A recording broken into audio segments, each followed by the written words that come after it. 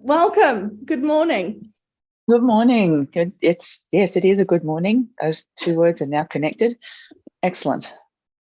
Thank you so much for getting up like at the butt crack of dawn to join us. Sparrow start. To get us started, I'd really like to know how you ended up writing a fantasy novel and where the idea for Outcast came from. Okay. I answered this for the question the other day, actually. It was interesting. I don't come up with the idea or anything first. And when I started writing, the authoring, I said to myself, what is it that I want to do besides please my therapist? And I decided that I was going to write something different, a genre, kind of. I didn't know anything when I started writing. I still don't. I like a genre each time that was different. So each time what I do is I say, okay, what am I going to write that's different this time? And it's worked. I haven't written anything the same. And this time I went, two reasons. I thought, oh, what have I not done? And I haven't done a fantasy. Okay, I'll have a go, which was highly disrespectful to anybody who writes serious fantasy. That's what they focus on, and they're very important in their own fantasy. And then I come along and go, yeah, I'll have a go. So that's really, and so I had a go, and that's what we were reading. But where do my ideas come from? I don't know, random stuff. Outcast is, how can I make it not as heavy as the Forever and the Now, but just as important, which is where my brain was. So you get things like refugees and environment, but then you get things like portals at the back of laundromats. So because that's how my brain works. So it was just a bit of fun, but it doesn't ever just stay as fun. I mean, even the coming home, it was meant to be just fluff, and it's not.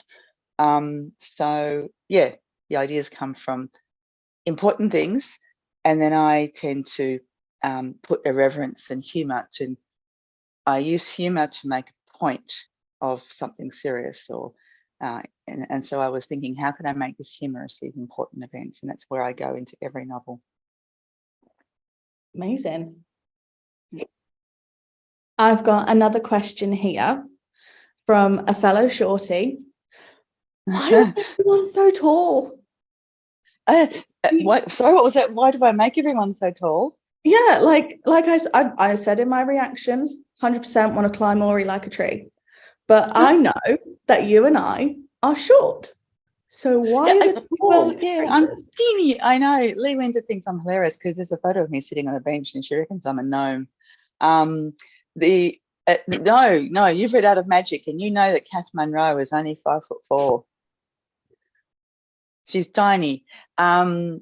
But I don't know, because tall people impress me. I think, I have a theory that if you're a tall person, you get respected more. No, come on, I'm better at words. Not respected word, not respected. More like sort of spoken to first. If you're in a group of people, and tall people tend to sort of have a presence about them that a person who's just come to the group tends to talk to that person first. I don't know, are they tall because they're like a tree? I don't know.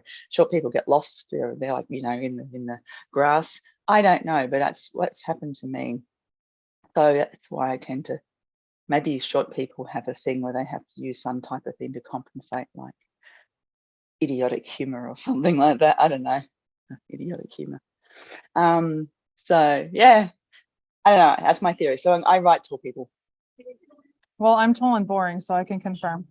I got a question here from Con. In the early stages of creating a realm, did you consider making the realm hostile and violent rather than peaceful? I don't do hostile environment. I don't do hostile. Full stop. I'm not very good at it. I think that I've got baddies and yucky people in books. You have to, otherwise it's all kittens, puppies, and ponies. So yeah, sure, but I can't write a whole hostile environment, unless of course it's hostile as in things try to eat you and stuff like that. But no, no, I do people better. I I know I write people well. I've been told that, and I like to think that I do characters well. So I can write horrible characters. And there's, what's his name in Forever Now? Can't remember his name even. Neil, that'll do. And then there's I hate that Pravana, guy. who's Neil's horrible. Pravana, who kind of redeemed himself but didn't. See, he's not. Oh, but the counselor, with the ridiculous name that I gave them all, that's he's horrible too. Burek. Burek? Yeah, whatever. Yeah, Burek or something with a bureauler on the end. I don't know why I did. I just looked up, fantasy name generators. No, of course you don't. Sorry, because they've no, just it looks up those randomly. Fantasy name generators. They're used for Dungeons and Dragons and stuff. I mean, who knew? I don't play. But I sort of went, I can't think. I can't think of any more sort of weird names. I could do, sort of normal people's names, because I just look up, particularly for women, because I looked up the AFLW, Australian Football League, rosters for all the teams, and then I just combine first names to a last name and across teams everywhere. That's how I pick up my women's names. And then I just find the bloke's name. I can't think of one, probably someone I went to school with. But the fantasy names, I don't know, I just can't. So here's what I did. I went to Scandinavian names, because I don't know, Scandinavian names kind of mysterious to me, sitting here being a Scandinavian. And I kind of went, this is really cool. So I thought, I can't just use, Johan for everybody. So I went, okay, how do I enhance these without just putting, lines through O's and little dots on top? So I went, okay, I'll go to these fantasy name generators, and they're so cool. You just put in like a nature realm. You could tell it what realm it's got, and you can tell it what's all sort of people there and all that sort of stuff, and what type of clothing they wear, a lot of leather, and then it just pops up with all this stuff about names and things for trees and stuff. And I thought, I don't want to go bonkers with names for everything, because people are just going to turn into some sort of terminology manual. So I thought, you know what, I'll give people weird stuff, weird names, and all the elementals can have the last name of the country, and that'll do. And then I had a couple of names for stuff that I thought was important, and then I had to have all of the trespassers renamed, which sounded all very sort of much like refugees, like they do. Australians have a very interesting refugee policy, which is admired around the world, and then it's so dodgy, it's awful. And they rename people, not rename them, but Australians abbreviate everything. And so if you're coming in with some sort of Iraqi name, they'll go bloke with three letters. And so they sort of, in a way, they rename things. So I went, that's my point of why they're renaming it. So there you go. I didn't answer your question because I forgot what it was. Sorry. That was really interesting. No, that was amazing. Thank you. I did get a comment from Jamie that 6 feet tall makes sense with Ori. She's a warrior goddess. So I have to agree with that one. Definitely. Yeah, Ori's nice. I had who the person is that I thought of. There's a again some Scandinavian woman, Sweden, maybe Norway, I don't know, and she's a CrossFit person. There's international CrossFit tournament that you go in, and you run around carrying logs, and you have to hurl stuff and all this sort of stuff. Anyway, and you look it up, it's amazing, and I don't wear much, and so I went and looked at that and went, shit, okay, there's Ori, and she's the whole blonde hair and all sorts of stuff, Sarah or whatever her name is, and so she was amazing. So she's completely Ori right from the beginning. Nice. Where was your inspiration for Sev then? So that was your inspiration for the warrior goddess. Who was Sev? Sev was she took a while to come into my head. I had to go back to the chapter where she Ori's perspective of her. I had to go back to that chapter, and I knew that she's going to have sort of shorter hair. She couldn't have long hair because it would get caught in all of the metalworking stuff. I mean, that's so silly. So she had to have short hair. She had to have a strength to her because you got to toss around sort of anvils and things. And so she had to, and she was taller. I don't know why, but I couldn't get my head around writing a shorter character with Ori being all 6 foot and, you know, built like she is. And I don't know why, but and then of course Ori calls her a mouse. Anyway, so Sev was probably is it Natalie Portman? She had one time that she had little sort of choppy hair, and then she was basically an amalgamation of all of those women actresses and sort of that wiry frame. Even Emily Blunt, she had when in that movie with Tom Cruise where she's doing that sort of push-up thing, and you capture that, you do a screenshot of that, you know, Control F4, and then there you go, zap that into a screensaver. So there's that, and so there's all sorts of stuff. But yeah, Sev is amalgamation. Barbara said she pictures Ori as Hannah Waddingham. Is that Really? Ted Lasso? I don't know if I'm like making that up. I'm not good with actors' names. Oh, maybe she's got great boobs. Yeah, she's got too much though. I mean, she's just nice to look at, and boobs and all, but she's got too much going on there for Ori. Ori can't be running around, you know, with. We had some questions about the very end of the book with like the blue light, the blue like lightning almost. And if there's going to be a book 2, we all want to know. I haven't left a book on a cliffhanger before.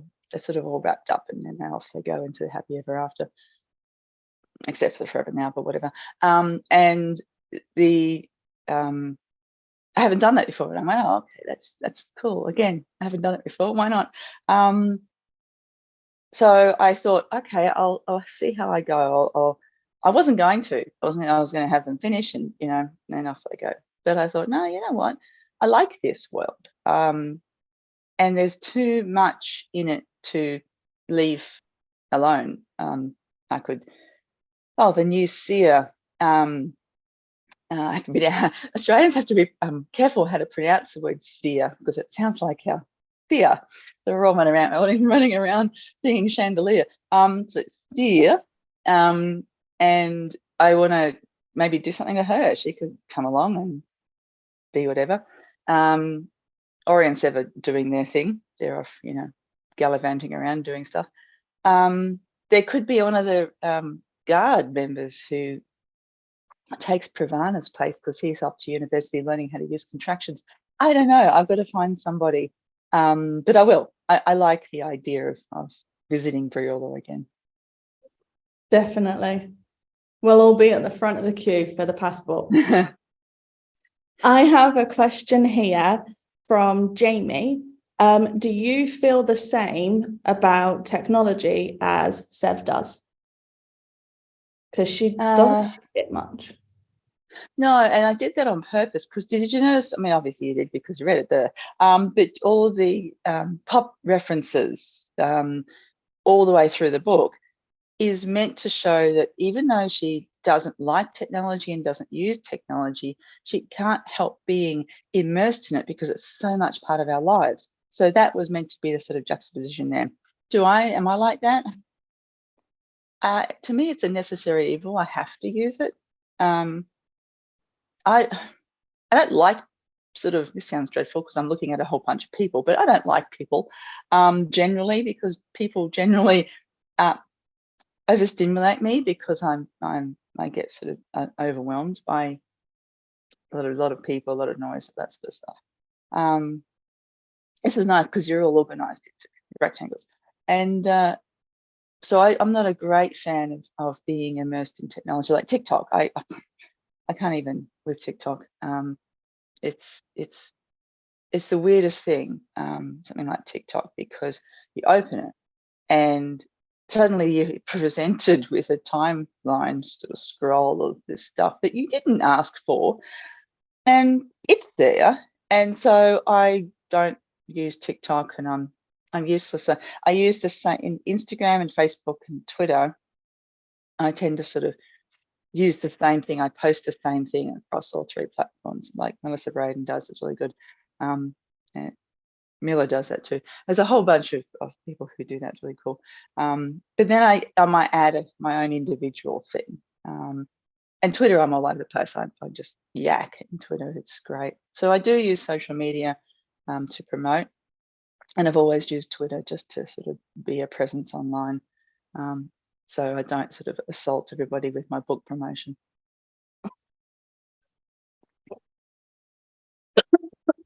Oh, sorry. You said yak, and I'm yakking up a lung. Sorry, I'm gonna use Australianism. Someone said that Outcast is full of Australianisms, and I don't think so. I couldn't. I mean, I know I use the word echidna, whatever, only because she's got short hair and she runs her fingers through it. But I don't think. But apparently I do. Apparently I used Australian phrases all the way through, and I went back and read the thing just to see if I did. So yeah, I don't know. It is Australian. I'd love to see it in a film.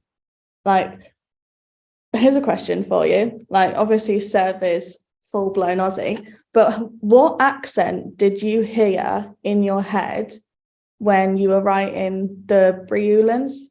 Are they British? No, they're just really formal.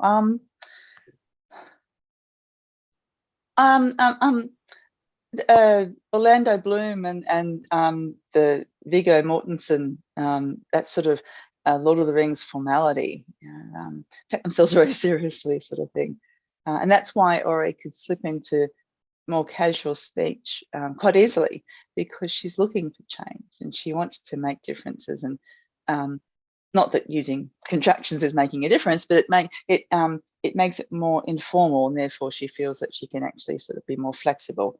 So yeah, I based it on things like Lord of the Rings and things where you had to speak quite formally, and it was good. It made it just that little element made the distinction between Melbourne and sort of Melbourne and then Briola.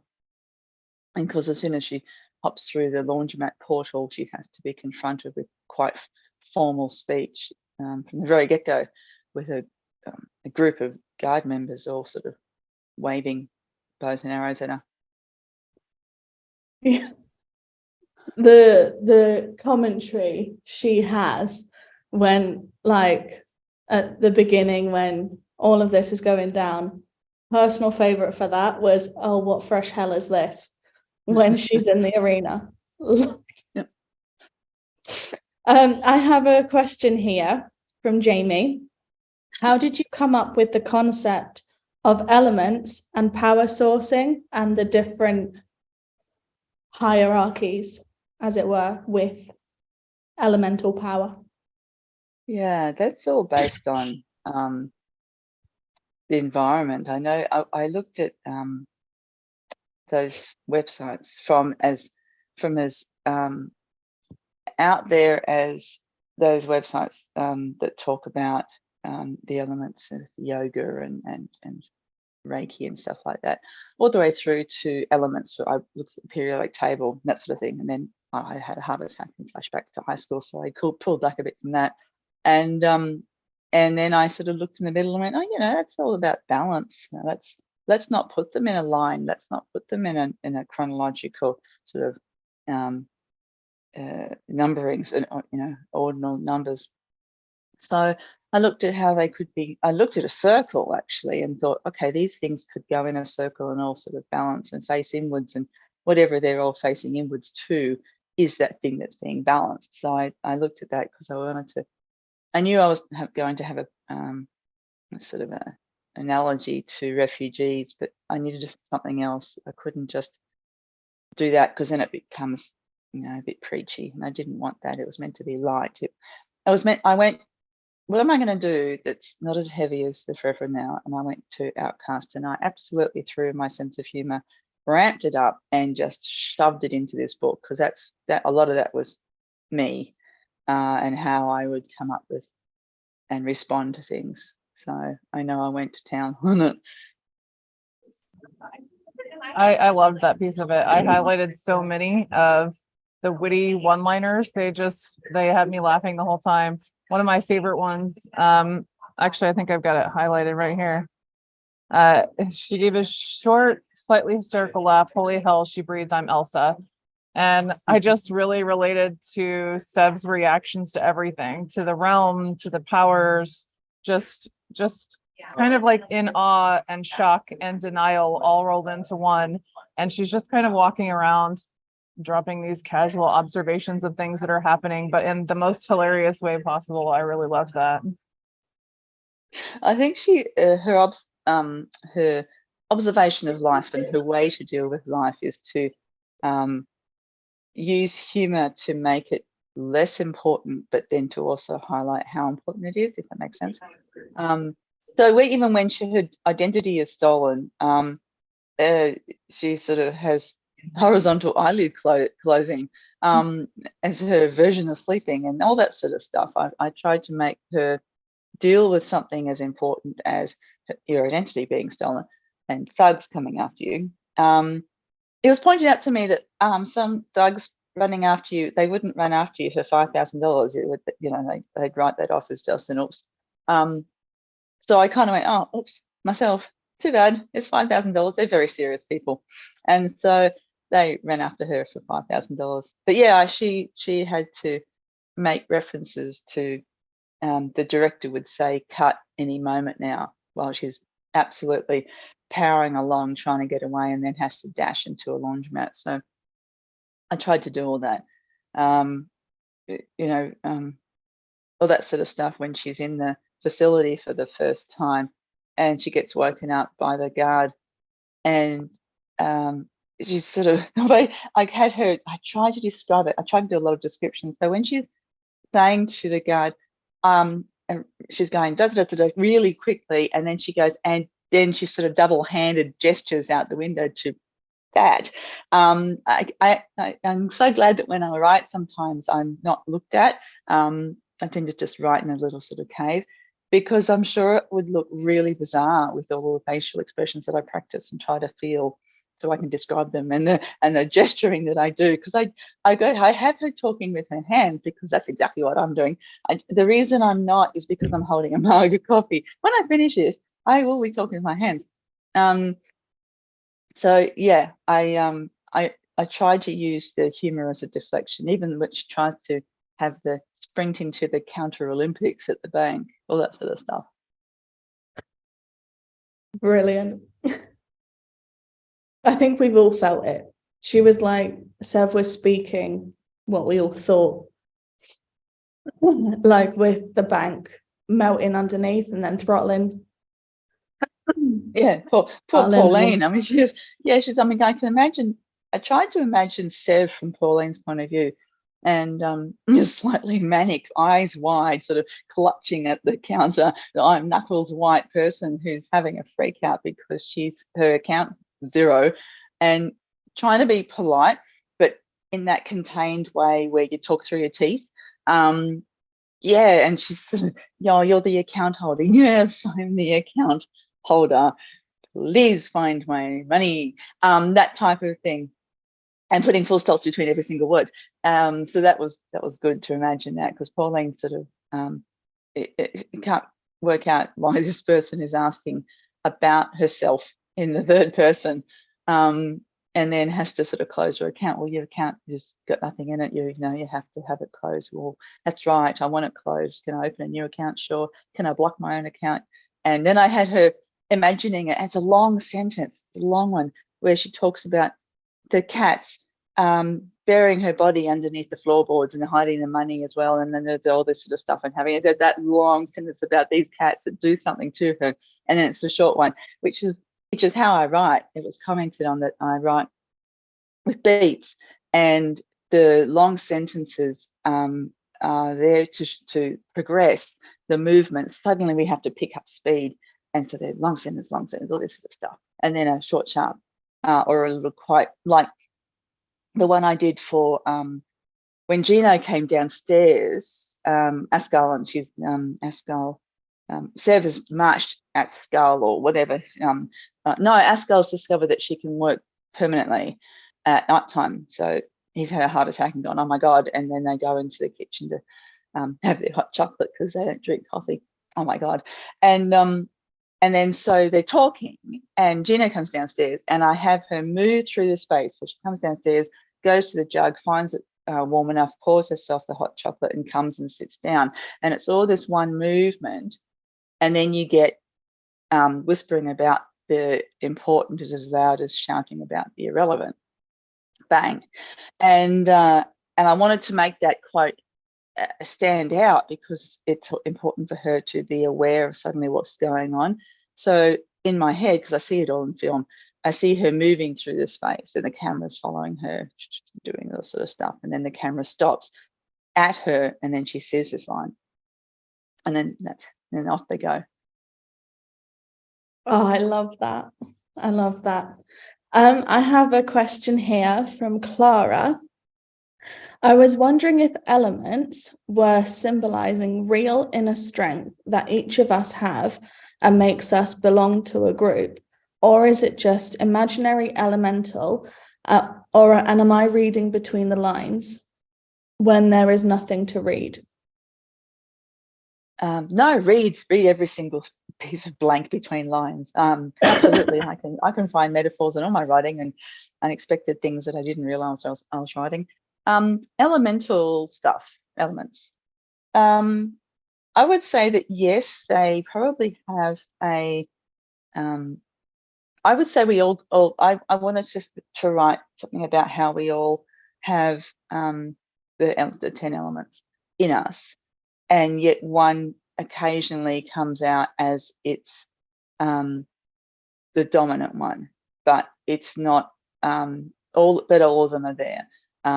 And they can all be balanced, but if you don't, then you have that one element, and that's why somebody like Ori has light, Pravana has ice, and Burek, Counselor, has dark and all that sort of stuff. And I didn't want to go bonkers with it. I didn't want to have him, making shadows, darkness when they're on the ride, and not showing the way to. Can't remember how to say it, but the baddie place, and the baddie's realm, just like Seven had on her map, and yeah, and I wanted to make sure that I had a message about us using all of the elements, and the colors I just gave to them were me just assuming sort of that that's what the color would look like for that element, but the actual element. There were some websites that said there's 5, some websites, the web periodic table said there's 11 billion. So I just sort of went to 10, and I thought that's a nice round number. I can work with 10, and I looked at them all and I went, yeah, we have all those. I have a question linked to that. Why did you decide to give the 2 main characters, Sev and Ori, the elements that they had, light and metal? Ori has that light. Light is shows the way. She's a leader.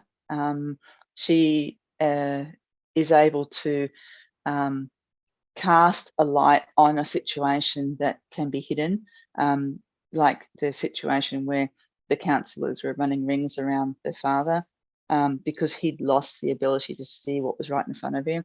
So Ori has a lot of light. Metal is a strong element, so Steph had to have that. She's the guardian, and she's the one that holds all the elements. And when at the end, when she does her sort of thing, I had all her holding all the elements, and she has the message in the prophecy is that Briola will protect her.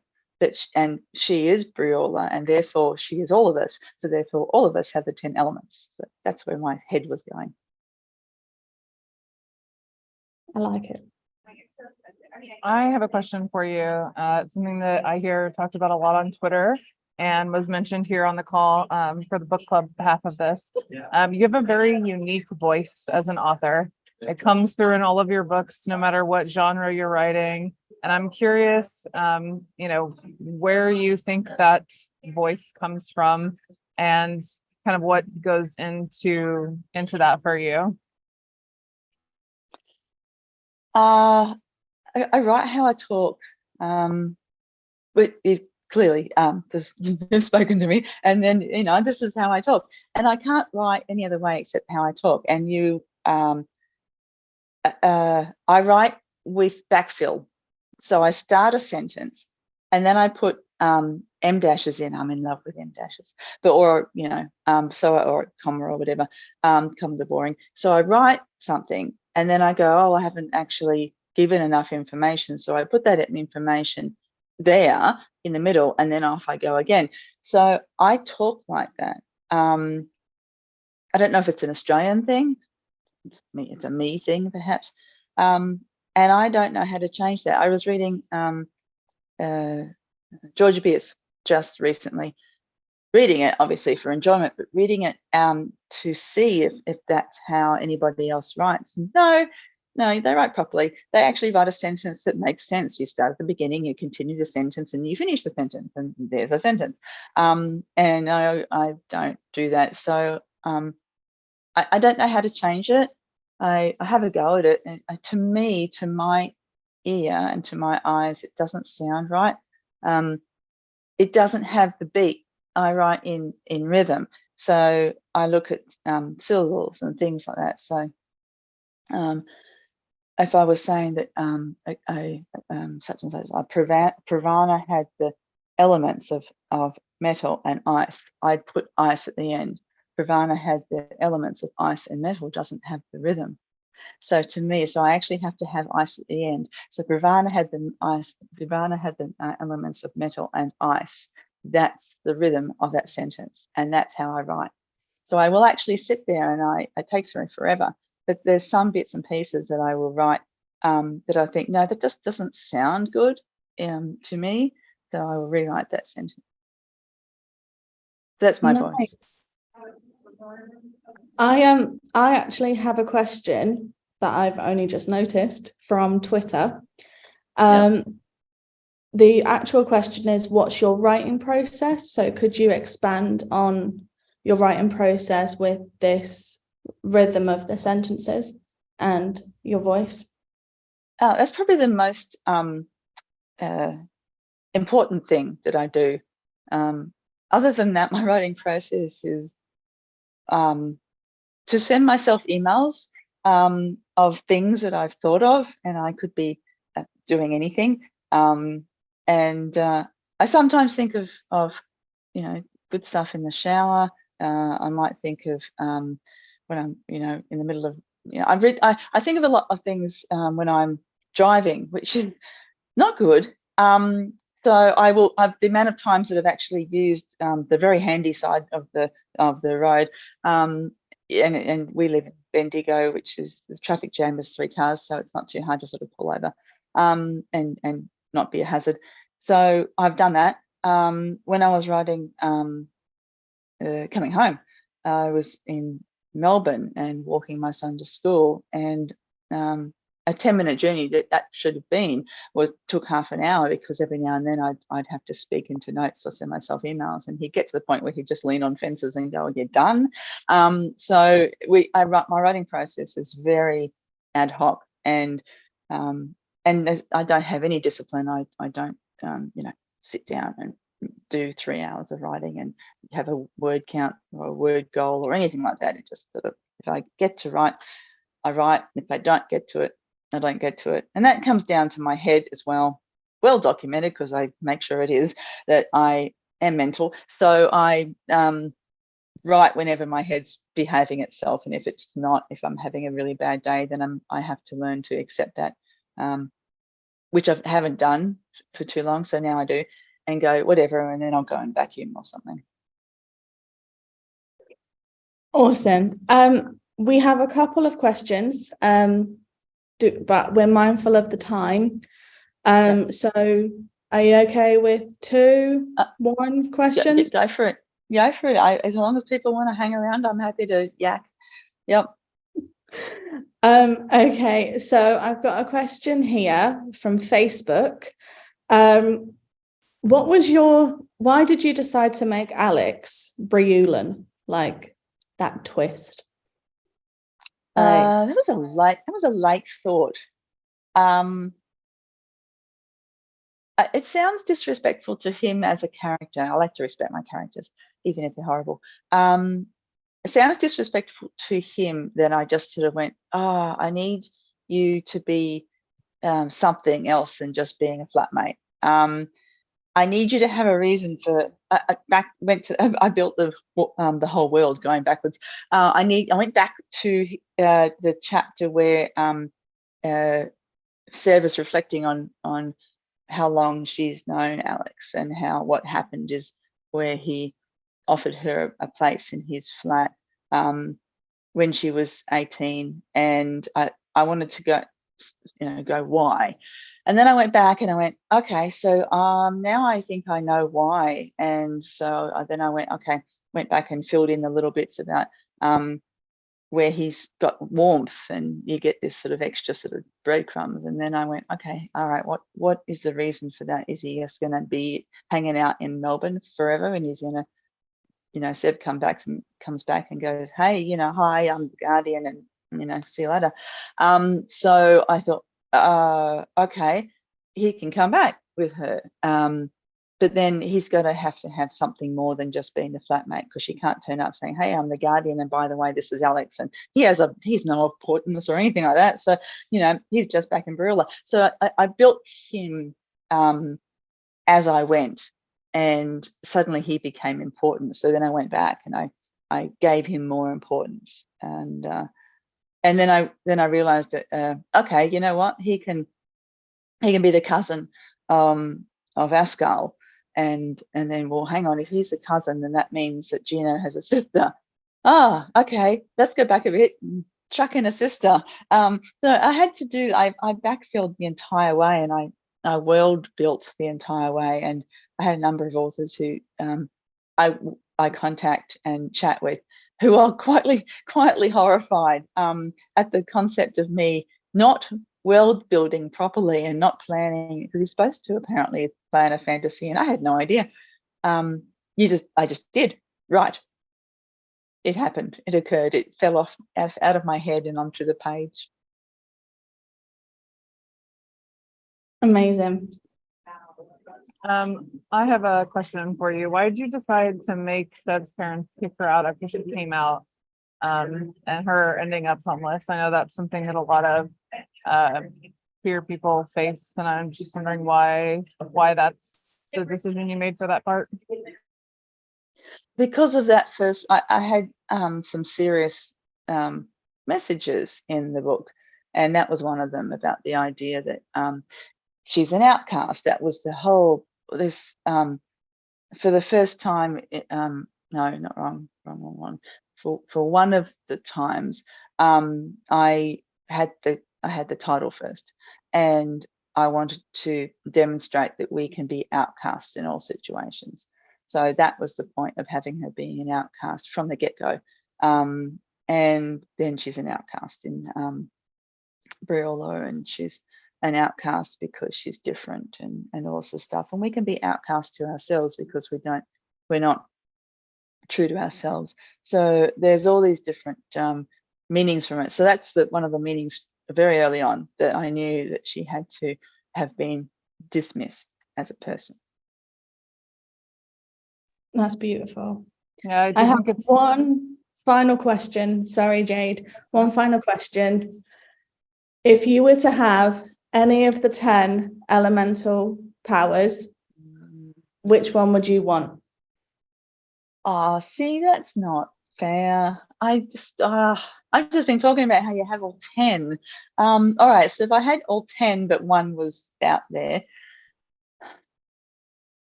I think I'd have the one fauna, where I'd have a bit of a chat to all the animals and that sort of thing. And I wouldn't have flora, because that means I have to, associate myself with nature, and nature is out there being horrible, particularly in Australia. So I think I would have fauna, yeah, which can be just as strong as all the other ones. That's the point.